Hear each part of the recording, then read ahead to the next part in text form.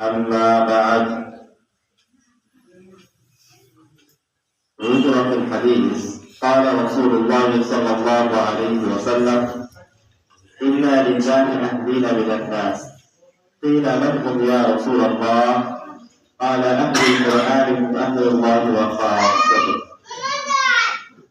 যাবতীয় প্রশংসা সেই মহান রব্বুল আলামিনের সামনে নিবেদিত, যার অশেষ রহমতে, মহানুভবতায়, যার দয়ায় আমরা আজকে সর্বশ্রেষ্ঠ কাজ, সর্বোত্তম কাজ, আসমান এবং জমিনের মাঝে সবচেয়ে মূল্যবান কাজ আঞ্জাম দেওয়ার তৌফিক অর্জন করেছি।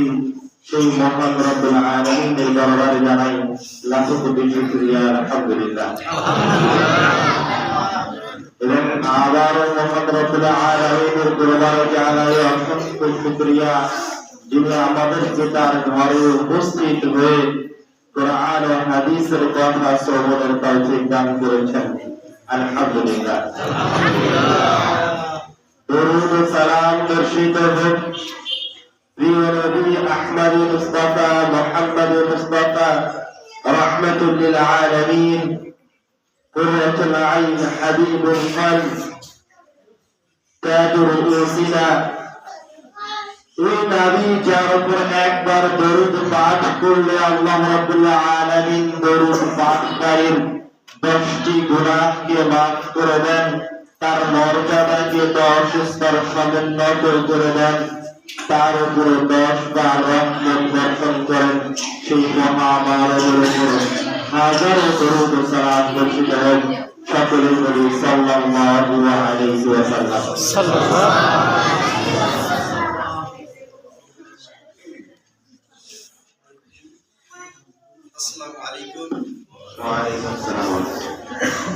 আমাদের আজকের আলোচনার বিষয়, আমাদের আজকের গুরুত্বপূর্ণ আলোচ্য বিষয় কোরআনুল কারীম, কোরআন শিক্ষার প্রয়োজনীয়তা এবং আমানত কি জিনিস। আল্লাহ রাব্বুল আলামিন কোরআনুল কারীমে বলছেন: ইন্না আ'রাদনাল আমানাতি আলাস সামাওয়াতি ওয়াল আরদি ওয়াল জিবাল। আমি আল্লাহ আমানতকে আসমান, জমিন এবং পাহাড়ের উপরে আরোপ করলাম। আল্লাহ রাব্বুল আলামিন কি বলছেন? إنا أعرضنا الأمانات على السماوات والأرض والجبال। আমি আমানতকে উপস্থাপন করলাম আসমান, জমিন এবং পাহাড় সমূহের সামনে। فأبين أن يحملنها, কিন্তু আসমান, জমিন, পাহাড় এই আমানতকে গ্রহণ করতে, এই আমানতকে বহন করতে অস্বীকৃতি জ্ঞাপন করল। আসমান, জমিন, পাহাড় বললে আমরা আমানতকে বহন করতে পারবো না। তো আমানত কে বহন করলো? আল্লাহ রাব্বুল আলামিন বলছেন: ওয়া হামালাহাল ইনসানু ইন্নাহু কানা যালুমান জাহুলা। আমানত বহন করলো, আমানত কাঁধে উঠিয়ে নিল, সে হচ্ছে মানুষ। আমি, আপনি, প্রত্যেক ব্যক্তি মহান রব্বুল আলামিনের আমানতকে কাঁধে উঠিয়ে নিয়েছে।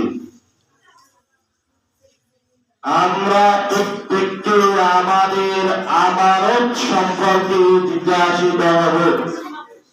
এখন প্রশ্ন হচ্ছে, আমি যে আমানত কাঁধে তুলে নিয়েছি স্বেচ্ছায়, সে আমানতকে দায়িত্ব জানে না।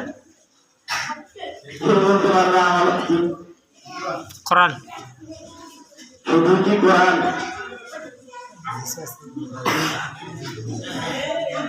আল্লাহ রাব্বুল আলামিন দেখেন, প্রথমে একটা জিজ্ঞাসা আয়াত বলতে মাথায় আসবে, সেটা হচ্ছে যে আসমান জমিন পাহাড় সৃষ্টির মাঝে সবচেয়ে আশ্চর্যজনক বড় সৃষ্টি, তাই না?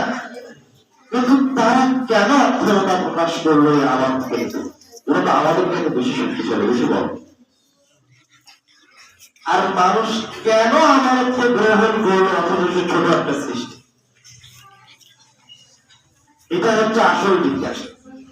এর উত্তরে সবকিছু আসে। কেননা আসমান জমিন পাহাড় যত বড়ই হোক না কেন, ওর মাঝে অ্যাবিলিটি নাই সে আমানত গ্রহণ করে। বুঝতে পারেননি? ওর এই সক্ষমতাই নাই যে আমানতকে বহন করবে, ওর এই সক্ষমতাই নাই যে আমানত কি জিনিস সেটা বুঝবে। আমানত বোঝার সক্ষমতা আল্লাহ রাব্বুল আলামিন যে সৃষ্টির মাঝে দিয়ে রেখেছেন, সেই সৃষ্টির নাম কি? মানুষ। এই জন্য মানুষ আমানতকে তার কাঁধে তুলে নিল। এবার আমানত কি জিনিস? আল্লাহ রাব্বুল আলামিন ওই আয়াতের শেষে মানুষকে ধিক্কার করে বলছে, ইন্নাহু যালুমান জাহুলা, নিশ্চয় মানুষ বড় জালেম, মানুষ বড় অত্যাচারী। জাহুলা মানুষ বড় অজ্ঞ, মানুষ বড় মূর্খ। আল্লাহ বললেন মানুষ আমানতকে উঠিয়ে দিয়েছে। মানুষ আমানতকে উঠিয়ে দিলে ভালো কথা, কিন্তু আল্লাহ রাব্বুল আলামিন এই ধমক কেন দিলেন যে মানুষ বড় মূর্খ, মানুষ বড় জালেম? কেননা প্রত্যেক ওই মুসলমান, প্রত্যেক ওই মুমিন জালেম, প্রত্যেক ওই মুমিন জাহেল যে আমানতকে রক্ষা করতে পারলো না। অনেক বড় গুরুত্বপূর্ণ কথা। এবার তো আমাদের জানতেই হবে আমানত কি জিনিস, আর আমানতকে রক্ষা করতে হবে কিভাবে। আমানতকে আপনি এবার কি দিয়ে রক্ষা করবেন তাও আল্লাহ এই আয়াতে বলে দিচ্ছেন। আমানতের খেয়ানত হবে কোন দুইটি জিনিস দিয়ে? নাম্বার 1, জুলুম। আমানতের খেয়ানত হবে দুইটা জিনিস দিয়ে। তার 1 নম্বর জিনিস কি? জুলুম, অত্যাচার। জাহুলা আমানতের খেয়ানত হবে আরেকটা জিনিস দিয়ে, সেটা হচ্ছে কি? মূর্খতা, জাহালত। আমানতের খেয়ানত হবে দুইটি জিনিস দিয়ে। এক নম্বরটা কি? জুলুম। আর 2 নম্বর যে জিনিস দিয়ে আমানতের খেয়ানত হবে সেটা কি? মূর্খতা। এবার মাসলা স্পষ্ট। এবার যদি আপনি আমানতকে রক্ষা করতে চান, যদি জুলুমকে সরাতে চান আপনার কাছ থেকে, তাহলে আপনাকে সবার আগে কি হতে হবে? জুলুমের বিপরীতে কি? জুলুমের বিপরীতে কি? না, জুলুমের বিপরীতে হচ্ছে আদিল। ইনসাফ করতে হবে, ন্যায় পরায়ণতা আপনার মাঝে থাকতে হবে। আপনাকে আমিন হতে হবে, আমানতদার হতে হবে। জুলুমের বিপরীত হচ্ছে ন্যায় পরায়ণতা। তাহলে জুলুমকে প্রতিরোধ করা যাবে কি দিয়ে? ন্যায় পরায়ণতা দিয়ে। আর জাহালতকে প্রতিরোধ করা যাবে কি দিয়ে? ইলম দিয়ে। মূর্খতার বিপরীত কি? জ্ঞান। জাহালতকে, মূর্খতাকে প্রতিরোধ করা যাবে কি দিয়ে? জ্ঞান দিয়ে। এবার আপনি আমানতদার হতে পারবেন এই দুইটি জিনিসকে হেফাজতের মাধ্যমে। তার 1 নম্বর জিনিস কি? ন্যায়পরায়ণ। তার 1 নম্বর জিনিস হচ্ছে আপনাকে ন্যায় পরায়ণ হতে হবে। যখন আপনি ন্যায় পরায়ণ হবেন, তখন আপনার ভিতর থেকে জুলুম বের হয়ে যাবে। আপনি আপনার সাথে ন্যায় পরায়ণ হবেন কিভাবে? আপনি আপনার সাথে আমানতদার হবেন কিভাবে? প্রত্যেকটা মানুষ, আমি আপনি, আমার আপনার পরিবারের সাথে, আমার আপনার স্ত্রীর সাথে, আমার আপনার সন্তান সন্ততির সাথে কোনো না কোনো ভাবে জুলুমে নিপাতিত আছে। জুলুমে পতিত হয়ে আছে। দেখেন, আপনি আপনার সন্তানকে ইসলাম শিক্ষা দিতে পারেননি, আপনার উপর আল্লাহ আমানত দিয়েছিল, আপনার সন্তানের আপনার আমানত কি আপনার সন্তানের জন্য যে আপনি তাকে ইসলাম শিক্ষায় শিক্ষিত করবেন। আপনার উপর আমানত দেওয়া হয়েছে যে আপনি আপনার সন্তানের ভরণ পোষণ করবেন।